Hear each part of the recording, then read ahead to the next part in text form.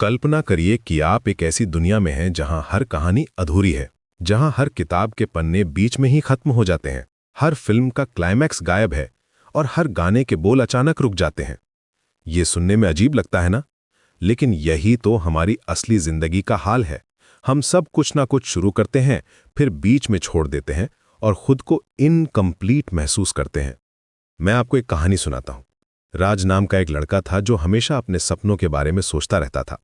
वो एक छोटे से शहर में रहता था जहां लोग कहते थे कि बड़े सपने देखना बेकार की बात है। राज के पास एक पुराना नोटबुक था जिसमें वो अपने आइडियाज लिखता था, कभी बिजनेस प्लान्स, कभी पोएम्स, कभी इन्वेंशंस के स्केचेस। वो नोटबुक की हर पेज पर कुछ ना कुछ शुरू करता था, लेकिन कोई भी चीज पूरी नहीं करता था। राज को लगता था कि वो फेलियर है। जब भी कोई उससे पूछता कि वो क्या करता है, तो वो शर्मिंदगी से अपना सर झुका लेता था। उसके दोस्त सक्सेसफुल जॉब्स में थे, कुछ अपना बिजनेस चला रहे थे, लेकिन राज के पास दिखाने के लिए कुछ भी कंप्लीट नहीं था, बस अधूरे आइडियाज का एक कलेक्शन था। एक दिन राज की मुलाकात एक बुजुर्ग आदमी से हुई जो पार्क में बैठकर कबूतरों को दाना डाल रहा था। उस आदमी के चेहरे पर एक अजीब सा पीस था, जैसे वो जिंदगी के सारे सीक्रेट्स जानता हो। उस आदमी ने राज से पूछा, बेटा तुम हमेशा इतने परेशान क्यों दिखते हो?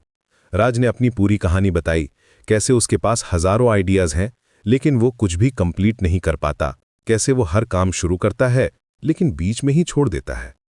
बुजुर्ग आदमी ने धीरे से कबूतरों को दाना फेंकते हुए मुस्कुराया और बोला, मैं तुम्हें एक राज की बात बताता हूं। जिंदगी में सबसे बड़ी खुशी कंप्लीशन में नहीं बल्कि क्रिएशन में है। तुम्हारे हर अधूरे आइडिया में भी कुछ न कुछ खूबसूरती छुपी है। जैसे ये कबूतर हर दाना पूरा नहीं खाते, लेकिन हर दाने से उन्हें एनर्जी मिलती है। राज को यह बात समझ नहीं आई। वो बोला, लेकिन अंकल अगर मैं कुछ भी पूरा नहीं करूंगा तो कैसे सक्सेसफुल बनूंगा? सोसाइटी में कैसे अपनी पहचान बनाऊंगा? बुजुर्ग आदमी ने अपनी जेब से एक छोटा सा डायरी निकाला। उसमें अलग अलग रंगों की इंक से लिखे गए नोट्स थे, स्केचेस थे। कुछ पेजेस आधे भरे थे, कुछ पूरे। डायरी के कवर पर स्क्रैचेस थे जो बताते थे कि ये कितनी बार यूज हुई है। देखो बेटा, उन्होंने कहा, ये मेरी 50 साल पुरानी डायरी है। इसमें हजारों आइडियाज हैं, कुछ कंप्लीट हैं, कुछ इनकम्प्लीट, लेकिन हर आइडिया ने मुझे कुछ ना कुछ सिखाया है। हर अधूरा प्रोजेक्ट मेरे अगले प्रोजेक्ट का फाउंडेशन बना। मैंने सीखा है कि क्रिएटिविटी एक रिवर की तरह है जो कंटिन्यूअसली बहती रहती है। राज ने डायरी के पेजेस पलटे।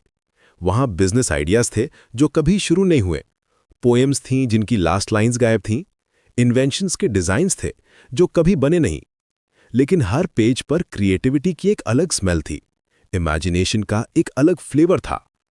कुछ पेजेस पर कॉफी के स्टेन्स थे, कुछ पर पेंसिल के मार्क्स धुंधले हो गए थे। तो क्या मैं हमेशा अधूरे काम करता रहूं? राज ने कंफ्यूजन से पूछा। बुजुर्ग आदमी ने गहरी सांस लेते हुए जवाब दिया, नहीं बेटा, बात यह है कि तुम कंप्लीशन को डेस्टिनेशन समझ रहे हो, जबकि वो सिर्फ एक माइलस्टोन है। असली जर्नी तो क्रिएशन की प्रोसेस में है। जब तुम कुछ बनाते हो तो तुम सिर्फ प्रोडक्ट नहीं बना रहे, तुम अपने आप को भी बना रहे हो। हर अधूरा आइडिया तुम्हारे माइंड को एक्सपैंड करता है, तुम्हारी थिंकिंग को शार्पन करता है। राज को लगा जैसे उसकी आंखों पर से कोई पर्दा हट गया हो। वो समझ गया कि वो हमेशा एंडिंग पर फोकस करता था, बिगिनिंग और मिडिल को इग्नोर करता था, जबकि असली मैजिक तो प्रोसेस में ही छुपा था।